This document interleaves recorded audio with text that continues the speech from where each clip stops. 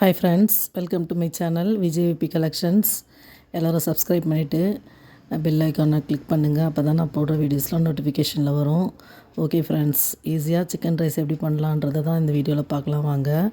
தேவையான அளவு சிக்கன் எடுத்து வச்சுருக்கேன். 1/2 கிலோ சிக்கனு, சில்லி சிக்கன் 65. இதுக்கு தான் தேவையான மசாலா நான் சக்தியில் வாங்கியிருக்கேன்.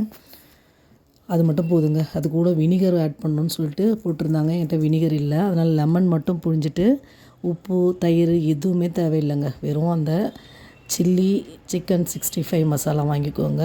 அது தேவையான அளவு போட்டுட்டு லெமன் புழிஞ்சு விட்டுருக்கேன். வேணும்னா கூட வினிகர் சேர்த்துக்கலாம். ஏன்னா ரொம்ப காரமாக இருக்குது. சில்லி சிக்கன் அப்படின்ற பேருக்கு ஏற்ற மாதிரி ரொம்ப காரமாக இருக்குது. ஆனால் அது ரைஸில் போடும்போது அது கரெக்டாக இருக்குது. நம்ம தனியாக சாப்பிட்டோம்னா கொஞ்சம் கம்மியாக போட்டுக்கிறதுக்கு நல்லது. உப்பு எதுவுமே தேவையில்லை. அந்த மசாலாவோட இதுலேயே போட்டிருக்காங்க, கவர்லேயே போட்டிருக்காங்க. இப்போ அதை ரெண்டுத்தையும் போட்டு நல்லா ஊற வச்சுட்டேன். இப்போ தேவையான வெஜிடபிள்ஸ் நான் எடுத்துருக்குது முக்கியமாக இது வேணுங்க. கோஸ் வேணும், வெங்காயம்லாம் வேண்டாம். கோஸு, வெங்காயத்தாள், அதுக்கப்புறம் குடமிளகா, பீன்ஸ் இதுதான் அரிஞ்சு வச்சுருக்கேன். இப்போது ஊற வச்சுருந்த மசாலாவை எடுத்து நம்ம ஆயிலில் டீப் ஃப்ரை பண்ணிக்கலாம். இப்போ டீப் ஃப்ரை பண்ணிட்டோம். நம்ம 65லாம் போடும்போது மசாலாலாம் பிரிஞ்சு வராது. ஆனால் இது பிரிஞ்சு வந்துடுது. அந்த ஆயிலில் ஃபுல்லாக பிரிஞ்சிடுது. இருந்தாலும் அதே ஆயில் ஊற்றி தான் நான் செஞ்சேன். அதனால் டேஸ்ட் ரொம்ப நல்லா இருந்தது. ஹெல்த்தின்னு பார்த்தா இது ஹெல்த்திலாம் கிடையாது. ஆனால் கடையில் சாப்பிட்றத விட நம்ம வீட்டில் செஞ்சு கொடுக்குறது அஜினமோட்டோ அதெல்லாம் இல்லாமல் தேவையான கண்ட உப்பு மிக்ஸ் பண்ணுவாங்க. நீங்கள் ரோட்டு கடையில் பார்த்தீங்கன்னா தெரியும். ரோட்டு கடையில் பெரிய ஹோட்டல்லேயே அப்படி தான் நிறைய ஒரு பாக்ஸ் எடுத்து போடுவாங்க. அது என்னன்னு தெரியாது. இது நமக்கு தெரிஞ்ச மாதிரி அந்த 65 மசாலா, சில்லி 65 மசாலா கூட பெப்பர் தூள் அந்த மாதிரி தான் ஆட் பண்ண போகிறோம். இப்போது எல்லா சிக்கனுமே நான் டீப் ஃப்ரை பண்ணிவிட்டு எடுத்து வச்சுக்கிறேன்.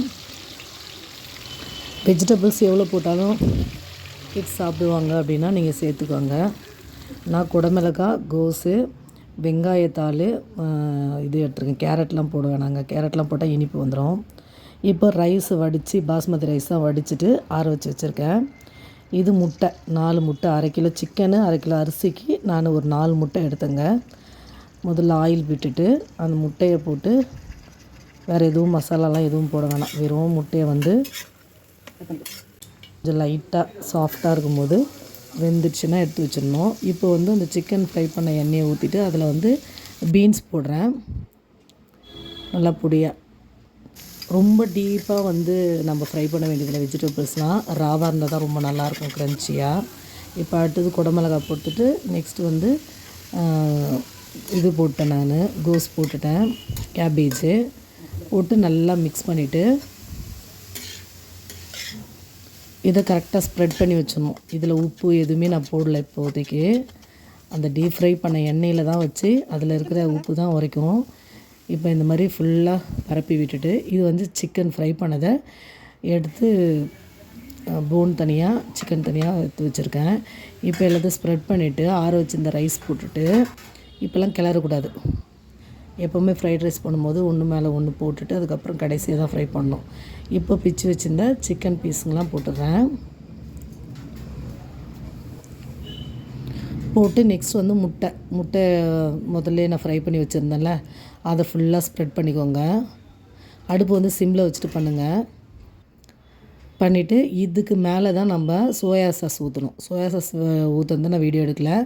இப்போ உப்பு போடுறேன், தேவையான அளவு உப்பு. சிக்கனில் மட்டும்தான் உப்பு இருக்கும், மற்றதில் எதுலேயுமே போடலை நான். அதனால் அதுக்கேற்ற மாதிரி உப்பு போட்டுட்டு பெப்பர் தூள் எவ்வளோ காரம் வேணுமோ நம்ம பெப்பர் தூள் போடலாம்.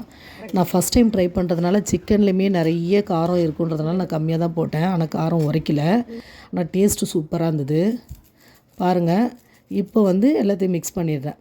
சோயா சாஸ்லாம் மிக்ஸ் பண்ணி முடிச்சுட்டு கடைசியாக வெங்காயத்தாள் கொஞ்சம் பச்சையாக இருந்தால் தான் நல்லாயிருக்கும்.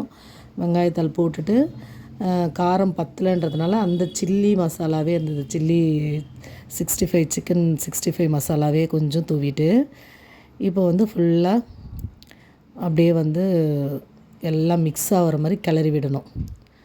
நல்லா கிளறிட்டு அவ்வளோதாங்க, ரெடி ஆகிடுச்சு. சர்வ் பண்ணிடுறோம் பாருங்கள்.